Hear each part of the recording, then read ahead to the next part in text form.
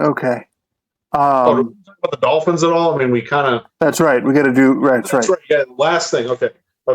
Because my theory was this Dolphins game today. If you wanted to really look at it a certain way, this could kind of encapsulate the Dolphins' entire season. Right. Okay. Let's see. Let's start off the game. So let's see. I think the Dolphins got the ball first. Okay, right. They got it first, and then they start moving down the field, which they've been doing that a lot this year. They get the ball first, or their first drive of the game, and they drive right down the field, right? And then what happened? Tua got they were in field goal range, right? Yeah, they were in field goal range, and then the snap, it was somewhat of a bad snap, but Tua should have had it, and the ball kept rolling, tumbling behind him, and it knocked him out of field goal range. So that knocked him out of getting points. So, which is kind of when you start off the year 1-7, that's what happens. I was trying to think of what else in the game. The Dolphins, okay, so they end up blocking a punt for a touchdown, which is like, okay, so if they get a special teams touchdown or a defensive touchdown, they're probably going to win the game, which they did. Right. The offense ends up scoring, I think, like 27 points. 27 points, that's kind of what they ended. The final score was 33-10, but they had that special teams touchdown. So there was that. There was another time where Tua bobbled the snap. It was kind of a bad snap, but and then they had 2 false start penalties in a row, which is kind of like that must be some sort of coaching issue, right? Which we've been complaining about. And then there was also Flores challenged a incomplete pass. Cam Newton threw a pass to the receiver, and it wasn't a catch because he sort of caught it, but he didn't have enough time to like plant his feet and start making a football move. Right. And then the ball came out. So, and you watch it and you go, oh yeah, that's obviously incomplete. But no, of course, Flores challenges it. What I thought was even funnier was that the commentators, they brought, it was on Fox, so they brought Mike Pereira in to discuss it. And he's like, yeah, I don't know why they're doing this challenge. This is a bad challenge. It's very obviously an incomplete pass, and then you actually had some good plays on offense where, Tua was accurate, which he's been accurate his whole career. He was accurate to Jalen Waddle on one play where he caught him in stride and then he started running after the catch. And he did that another time. He had a touchdown in the end zone. I'm trying to think, they had a couple interceptions, but yeah, it was just kind of, there's a bunch of things that were happening in this game. It's like, yeah, that's pretty much what's been happening all year.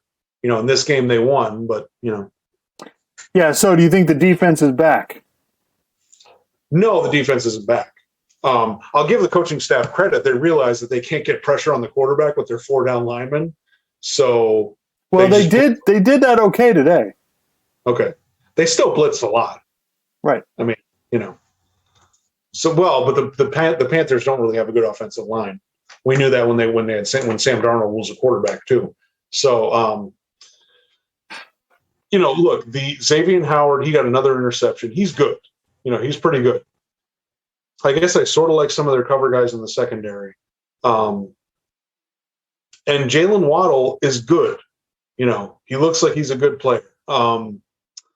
He seems like somewhat of a possession receiver. And if you can get him in stride like they did a couple times today, yeah, he can go for a pretty big gain. Right. So those kind of plays can work, especially because Tua is really accurate. I mean, again, I don't want to go nuts here because everyone's like, God, his completion percentage in the last couple of games is like 80%. Yeah, but watch what the passes he's throwing. There's a lot of screen passes. There's a lot of quick slants. There were some other throws that I liked that he made. Yeah, he averages about 7 or 8 yards an attempt, which is not fantastic. Yeah, it's not. It's nothing to write home about. Let's see. I'm trying to think of anything else that, it's just one of those funny things. Like I'll see stats. I some different stuff will pop up on my Facebook feed that's like associated with like Dolphin fan pages and stuff, and they'll point out these weird statistics. And it just reminds me of you remember the movie Mr. Baseball with Tom Selleck, where he's a baseball? Yeah.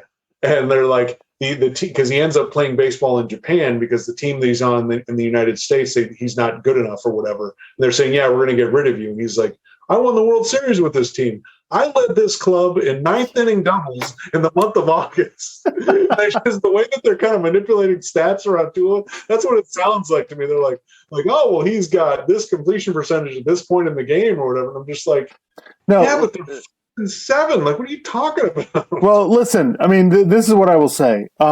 If they protect him, he will make plays. And that's what happened today. Every time they blocked, and the Carolina would bring guys on the edge, and the running back would block. Like, they're getting better at picking stuff up. It's not as consistent as I would like, as evidenced by the fumble and some of the other things that went wrong protection wise. But you can see it. If you protect the guy, he's going to find the guy and he's going to hit players. Like, there's other guys, quarterbacks, that's not the case. So. I will give him credit for that. It's unfortunate that they're just now getting to a point where the offensive line is decent. Yeah. And so that's a little bit disturbing. But, I said after they lost to the Colts that the season was over. And I'm not ready to back off of that yet, but let me tell you something. They have the Giants and the Jets. If they win those 2 games, we're going to have an interesting discussion when it comes to they play the Giants and the Jets, and then they play the Saints on Monday night. And they have both these next 2 games at home, and they have a bye, I think, after the second one or after the next one. I don't know which one, but they've made some strides. Got to give them credit. I mean, these aren't great teams that they're beating, but a win in the NFL is a win. Yeah, and they signed that running back Lindsey. He was pretty good today. So yeah, they need to get some semblance of a running game to have a shot. And again, the Saints, I put them in that tier where we beat good teams, but we're not really that good. The Saints defense is pretty good. So, and is that game in New Orleans? Yeah, they have to play. They play two home games, and then they play at New Orleans, at Tennessee, and we finish up with the Patriots at home. Yeah. So, we'll see. Yeah. If they get to 7 and 7, get this to 7 and 7, you never know. All right. Anything else? I would say that like all the issues that I was concerned about, I'm still concerned about. But there's been some things I've seen that I'm like, okay. Like I said, Jalen Waddle looks pretty good. He looks like he can play. He's running routes pretty well, and I mean, they throw the ball to him all the time, which shows you how much they throw it to him a lot and they throw it to Gesicki a lot. They trust those 2 guys. So, yeah. All right. Anything else on the Dolphins? Or you good? We should do college. All righty.